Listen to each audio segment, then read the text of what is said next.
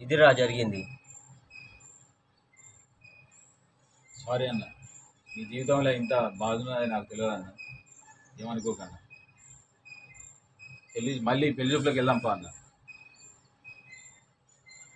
పోదాంపా అన్న మళ్ళీ పెళ్లి చూపులకు. అన్నా, నువ్వు రాకుంటే నేను పెళ్ళే చేసుకోను. అరే, నా వల్ల నీ జీవితం నాశనం అయిపోకూడదురా. సరేరా, నువ్వు చెప్పినట్టే మళ్ళీ పెళ్లి చూపులు పోదాంరా. నేను చేసుకుంటారా పెళ్ళి, చేసుకుంటా. పా అన్న, పోదాం.